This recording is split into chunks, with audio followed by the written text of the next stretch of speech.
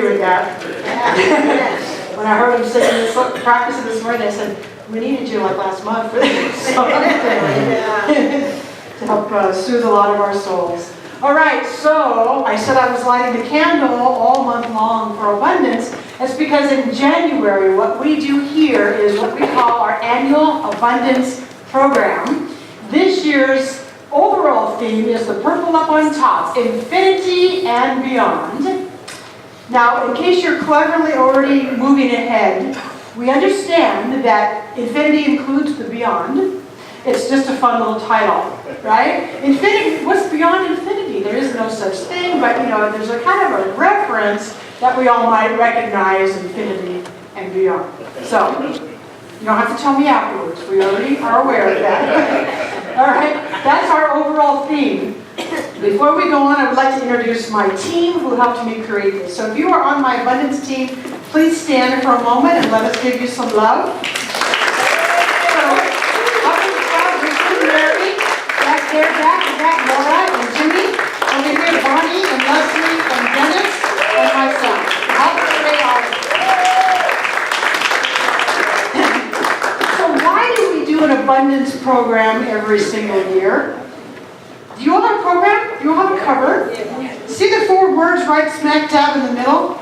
Those are the main reasons that we do an abundance program every year. To illuminate, to educate, to inspire, and to thrive. There's our why, right there on the front of the program. Now while I have this in my hand, I want to point out to you that there are empty spaces on the inside. The intention of this is that you can anchor your thoughts from each week's message inside the boxes. So you'll see week 1, week 2, week 3, week 4 with all of the titles. Ideally, you take this home with you and you bring it back with you. Ideally, now don't be afraid to ask for a new one if you forget, but however, try to bring it back. Because that way you add with your graphic organizer that Bonnie so wonderfully created for us, you can add all your thoughts, and pretty soon you have a whole, complete program to take home with you. Okay, so that is the intention of this outer piece, and the inner piece, not to just be a cute little program. And as always, the insert, the purple part, has your affirmation on it, so you can take that home with you as well. So that's the intention for that. So I'm going to invite you, since we have this whole idea of infinity and beyond, it's kind of the cosmos idea. So I'm going to invite you into the mental spaceship with me as we take this journey to infinity and beyond. Knowing that every single Sunday will then add and expand on the one before. So by the time we get through, you'll have a whole complete picture. Each one adds. What you do with it is then up to you, of course, as always. So first of all, I want to make sure we're all on the same page. When I say the word abundance, what the heck do we mean? It's important to me that we all are on the same page from this because I had an experience a number of years back with somebody who understood it very differently. So let me tell you first how someone else understood it, and I'll tell you what I mean. I was talking to somebody one time who doesn't come here, but they said, well, what do you mean abundance? I said, abundance, plenty, supply, goodness. They said, well, I don't know. And they kept making this weird face, like it was something bad. And I said, well, tell me what abundance means to you. And the person pulls out this wad of keys out of their pocket, a big ball of keys. And he said, that's an abundance of keys. So in that person's mind, abundance meant too much. Oh, you see, too much is not at all what I'm going to teach us, all right? So, to get us all on the same page, when I say abundance, and when we read it in Ernest Holmes' work, we're talking, whether we're talking about the cosmos, whether we're talking about Mother Nature, or whether we're talking about humans, we're talking about enough for all, we're talking about plenty, we're talking about sufficiency of every good thing that we could need. So that means love.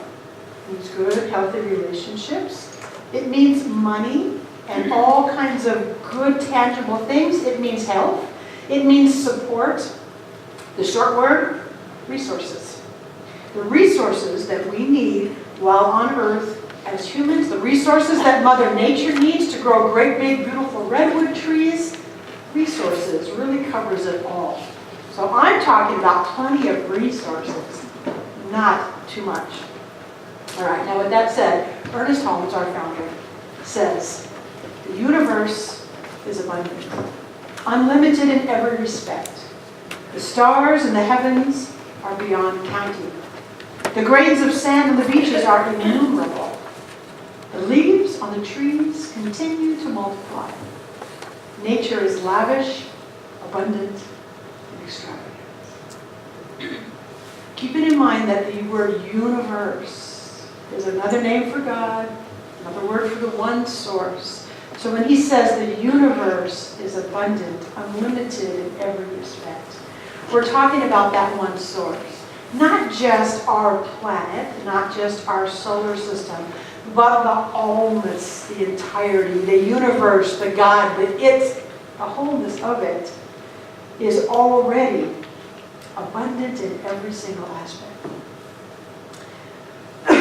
We present a very different concept of God. So if you're new here, what I want us to all understand, whether you're new or whether it's a review, our concept is different. Our concept here is not of a parent in the sky who might give you some gifts if you're good enough, or who might punish you for the mistakes that you made.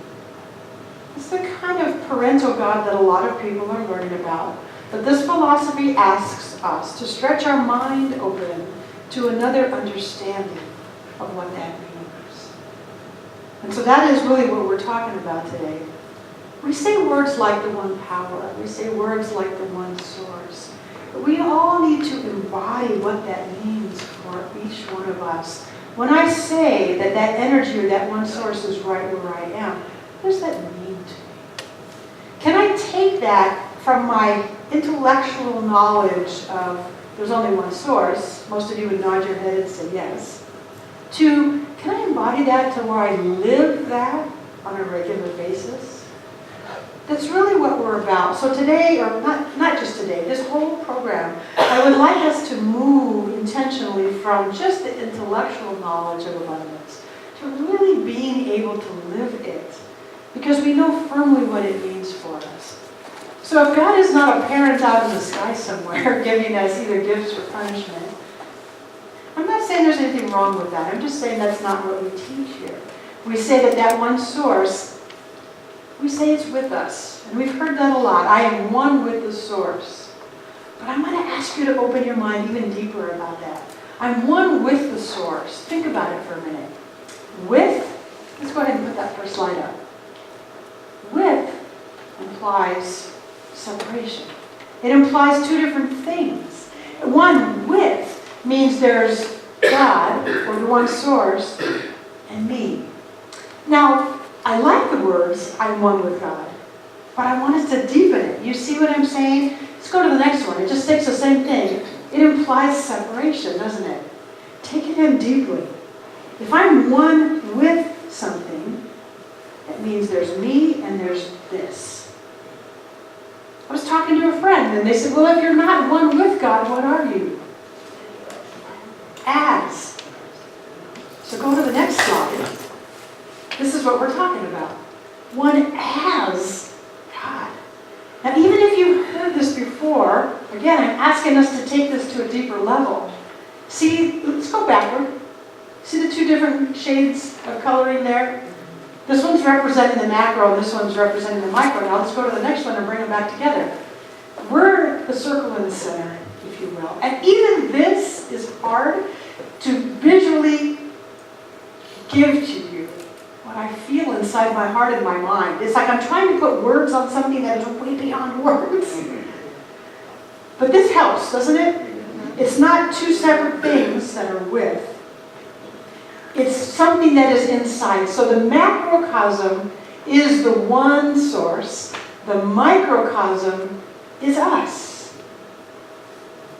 So if we can reframe that right there. I am not just one with this abundant universe. I'm not just one with the source. I am as it. I am not all that God is, but all that I must be is God.